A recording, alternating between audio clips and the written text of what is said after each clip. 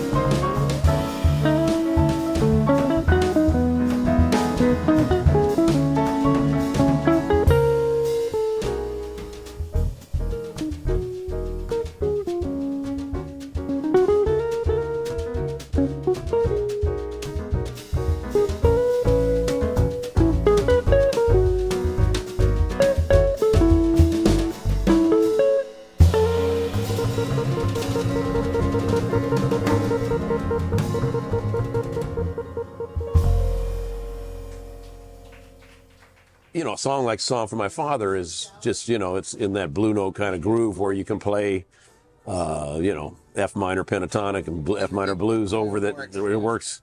But, I was obviously playing the wrong stuff.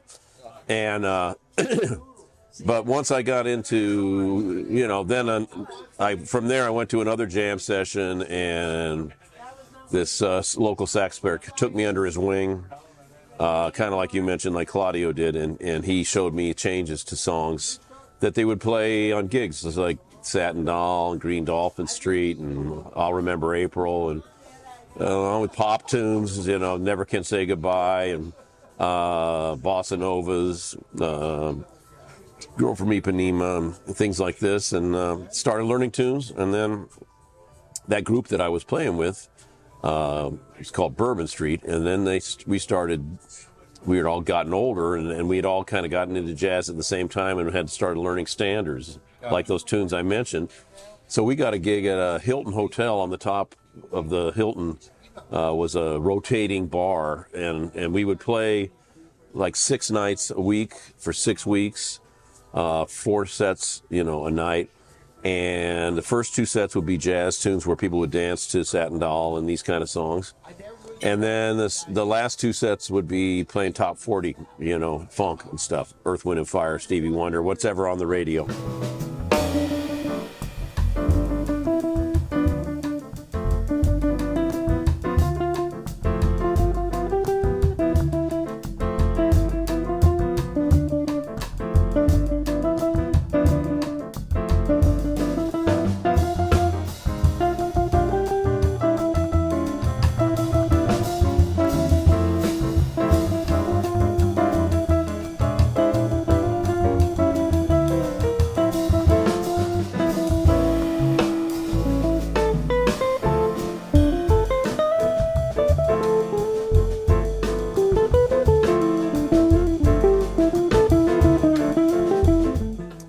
There was a jazz festival that came through Omaha, and one of the groups was Gary Burton.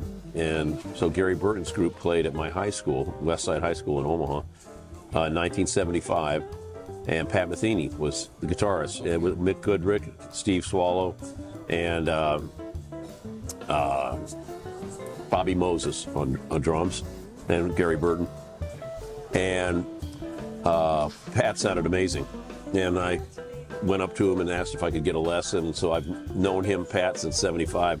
Just saw him the other night down in New Brunswick. I saw on your website a quote from Pat saying, "Oh, I've been accompanying like Dave since he was in Omaha." I was like, "Really? That's really early." We go back a long way, So when he's a couple years older than me, but he was already fantastic. So very inspiring.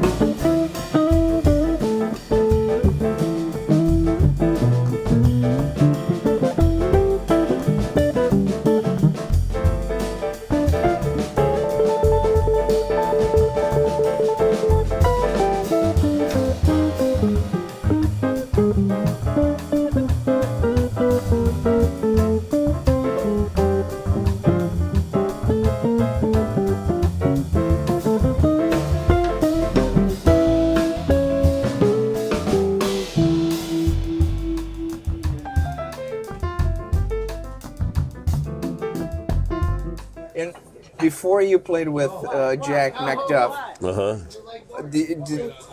did you have, because one of the marks of your career is having like organ trio, like a organ trio. Yes. Was that the first contact with organ trio, playing with organ, or did you have any experience back in Omaha playing organ trio? And yeah, there actually did. There was a great musician named John Maller who played B3 like Jimmy Smith. And we started, he was also living in California, as was Billy Rogers. And those two guys are the reasons that I moved to California first, because I knew them. But John could play, great musician, could play organ like Jimmy Smith. So we started doing little gigs, Sunday afternoon gigs at little bars and stuff. And that's when I first got the experience of playing with a great organ player, man. And there's nothing like it. To this day, there's nothing like it. However, after I'd been with Jack for those 2 years with Joe Dukes and everything, I really kind of stopped playing with the organ for a really long time. And I had a group with the sax player named Steve Slagle for many years, and it would just be sax, guitar, bass, drums. And then I had I started, I've always been writing music, and around 1988, I made my first recording. I self-produced it, and it came out on a Japanese label called First Strike. And then the guy at Steeplechase, Nils Winter, heard that record and asked if I would record for Steeplechase. So for about 20 years, at least once a year, I would do recording for Steeplechase. And after a while, I think the first time I did a record with organ, and it was the first organ time Steeplechase had ever had an organ record date, was with a young Larry Goldings, record called Blue Degrees. And Rick Margitza's on that, as well as Jeff Hirschfield on drums. And there, there's nothing like organ trio with guitar for a guitar player. It's just got a just undeniable groove. Yeah. The guitar and organ fits together.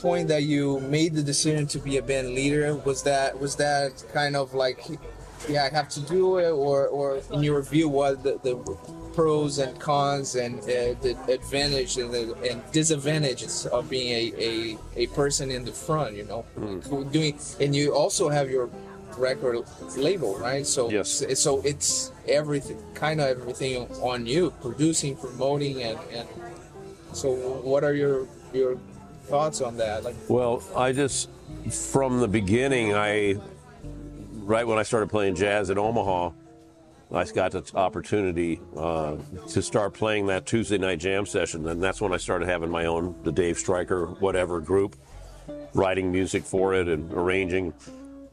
So I always kind of had, I guess, and also my personality. You know, the other thing is, you know, if you want to work as a guitar player, you have to make your work. You have to make gigs happen. And although I did a lot of sideman work as well, for me to keep working, I had to be the guy that tried to get the gigs and lead a band. So it just worked out that way. Maybe it's my personality too, but I enjoy, you know, steering the ship. And and then having the record deal with Steeplechase, you know, allowed me to once a year start thinking about what kind of project I want. I did everything from big band to organ trio to quartets and quintets and all kinds of different things. And but it's tough, you know. You got to try to get the gigs and sometimes that can be frustrating, you know, trying to get gigs as a leader. So it's, but it's mainly a matter of wanting to play and make the opportunities happen. You know, if you sit around and don't make the opportunities happen, then you end up not working very much.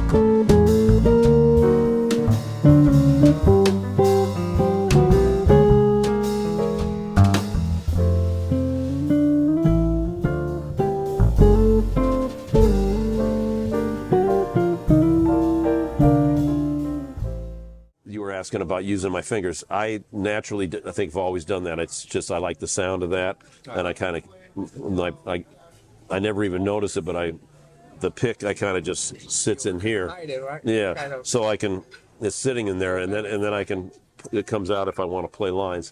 So that was just kind of something that I learned by accident or something. I don't know. It's just always the way I played. But it just so happens that the nylon string comping on Brazilian music is with those fingers as well. I'm also, you know, got way into Toninho Horta, one of my favorites. So I don't even pretend to be that good at it, but I try. And is there any influence of Brazilian music on your playing or compositions that you can like see clear? Yeah, sure.